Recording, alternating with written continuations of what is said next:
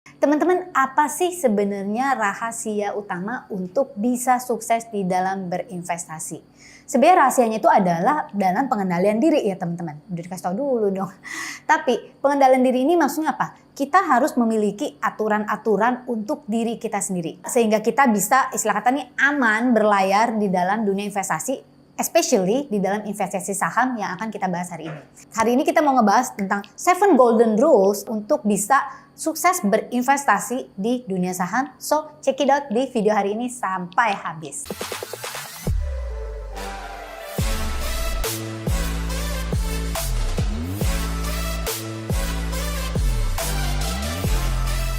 Hai teman-teman, welcome back. Saya dengan Clara Angelin. Di channel ini kita belajar banyak nih teman-teman bagaimana cara menarik uang, menarik rezeki dalam hidup kita dengan law of attractions. Tapi yang paling penting juga money management dan money mindsetnya, and also about healing. Kita banyak sekali ya teman-teman bahas ini karena kenapa sih teman-teman ngebahas gitu banyak? Karena semuanya ini berhubungan. Oke? Nah teman-teman, so buat teman-teman yang baru, welcome and consider subscribe ya.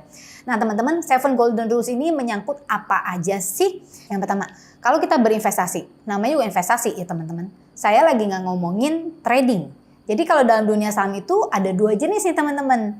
Yang satu tuh yang memiliki mindset sebagai investor, investment. Dan yang kedua adalah memiliki mindset sebagai trader. Bedanya apa?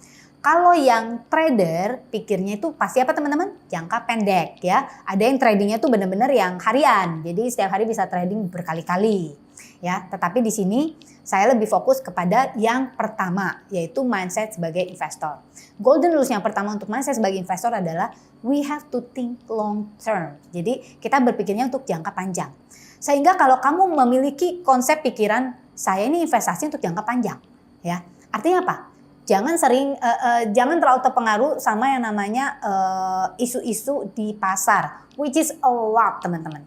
Nah, tetapi kalau kamu memang punya mindset sebagai investor jangka panjang, think long term ya, berarti ini berhubungan dengan yang kedua teman-teman. Yang kedua adalah untuk bisa berinvestasi jangka panjang kepada satu perusahaan, kita harus apa teman-teman? Kita harus punya aturan memilih good company. Ya, jadi hanya berinvestasi pada perusahaan-perusahaan, bukan ecek-ecekan, bukan perusahaan-perusahaan gorengan, tetapi memang perusahaan-perusahaan yang secara fundamental sangat bagus ya, dan juga bukan cuma secara fundamental bagus teman-teman. Banyak hal-hal lain yang sangat perlu dipertimbangkan ya teman-teman. Tetapi intinya adalah pilihlah good company. Good company equal good investment ya, jadi harus selalu diingat. Yang ketiga teman-teman, invest only when you are in the safe side ya. Jadi kamu investasi hanya ketika kamu merasa aman ya. Alias apa? Investnya pakai uang yang memang kamu sisihkan untuk investasi. Ini satu ya. Lalu invest di apa teman-teman? Pada saat pasar lagi kondusif ya. Jadi dalam pasar kita semua tahu dalam ekonomi dunia itu ada bearish market and bullish market ya. Bearish market bisa bertahan berapa lama? Prediksinya bisa sekitar 18 bulan sampai 24 bulan. Bullish market biasanya jangka panjangnya lebih panjang ya. Dan ketika kalau kita masuk mulai investment ketika di bullish market, wow, ini ketika permulaan bullish market ini luar biasa. Tetapi sekali lagi balik ke konsep pertama. Kalau kamu berpikir untuk long term ya, sekali kamu masuk dan sekali kamu tahu memilih yang benar, itu biasanya kita harusnya bertahan di whether it's a bullish or bearish market. Nextnya adalah do your own homework.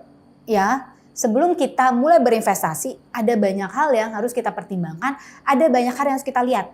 Jadi kita harus mengerjakan PR kita. PR-nya itu apa sih? Kita harus memposisikan diri kita sebagai seorang yang punya uang banyak, walaupun misalnya uangnya sedikit juga nggak apa-apa gitu ya, yang mau berinvestasi pada satu perusahaan. Jadi kita harus melihat nih teman-teman, apakah perusahaan ini punya hitungan ini baik, ini segala macam baik, ngelihat orang-orangnya, ngelihat pokoknya segala macam yang menyangkut tentang perusahaan ini. Nah, karena di bursa saham itu ada ratusan perusahaan ya, luar biasa.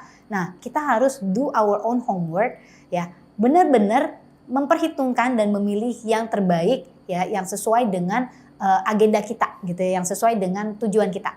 Misalnya, kalau tujuan kamu adalah growth ya, pilih perusahaan-perusahaan yang potensi growth potensialnya itu tinggi.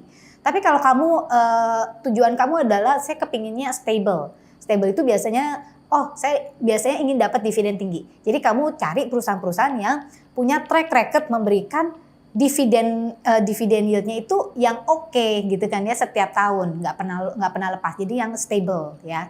Nah jadi sesuaikan dengan kriteria kamu, sesuaikan dengan profil. Yang berikutnya teman-teman, nah ini kalau soal investasi, don't just follow the crowd. Jangan cuma ngikutin crowd ya. Crowd ngomong apa ikutin, nanti crowd jual, crowd beli. Nah teman-teman, kita harus bisa stay calm ya kan, stay calm and inform. Nah makanya itu untuk kita bisa stay calm, kita harus apa sih teman-teman? Kita nggak boleh stop belajar. This is the next ya, never stop learning. Artinya apa? Investasikan waktu dan uangmu untuk benar-benar mempelajari ya kan, mempelajari gimana sih aturan-aturan investasi yang terbaik. Ini yang saya berikan hanya golden rules ya teman-teman ya. Tetapi untuk setiap asset class ya, terutama di pasar saham itu banyak permainan, banyak istilah kata apa sih, aturan mainnya.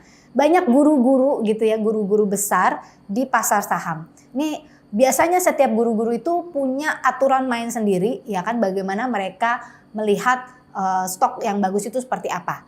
Ya slightly different. Nah, jadi kalian harus tahu siapa yang kalian ikutin dan never stop learning, dan yang pastinya biasanya gitu ya, biasanya kalau kita ngikutin crowd artinya kita udah telat ya.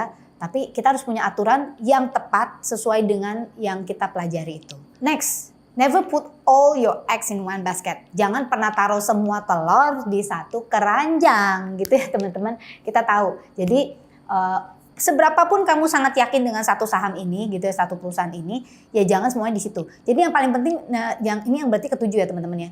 Kita harus punya portfolio balancing ya. Jadi kita harus tahu nih teman-teman, punya aturan sendiri. Kalau saya mau masuk sini, ini berapa persen dari modal yang saya miliki. Tetapi walaupun kita membagi-bagi ya teman-teman ya, membagi-bagi, jangan juga beli kebanyakan teman-teman ya. Beli ratusan stok gitu loh. Nanti kalian nggak bisa memperhatikan semuanya dengan tepat. Jadi pilihlah yang terbaik ya kan, sesuai dengan sesuai dengan portfolionya kamu, sesuai dengan kemampuan kita. Misalnya 5-10 stok gitu ya, itu sudah sangat mumpuni gitu ya, sudah sangat bagus. Sangat tergantung dari dana yang teman-teman miliki. Mulai dengan 3 saham mungkin ya kan, mulai lalu tambah 5, tapi sesuaikan. Karena biasanya saham-saham yang ada di portfolio kita itu kita harus perhatikan dan secara berkala harus kita evaluasi ulang. Oke, so teman-teman, itu adalah 7 golden rules for investing yang bisa saya bagikan hari ini. Cek juga video-video kita yang lainnya tentang investasi, di mana di kedepannya teman-teman komennya di bawah ini, suka nggak dengan konten video kita hari ini, dan apakah bermanfaat juga ya. Semoga video ini bermanfaat sehingga teman-teman bisa like and share. Nah, kita akan membuat banyak konten-konten seperti ini berikutnya di masa depan. Saya dengan Clara Angeline, thank you for watching this video. Don't forget to live extraordinary and live your life to the fullest.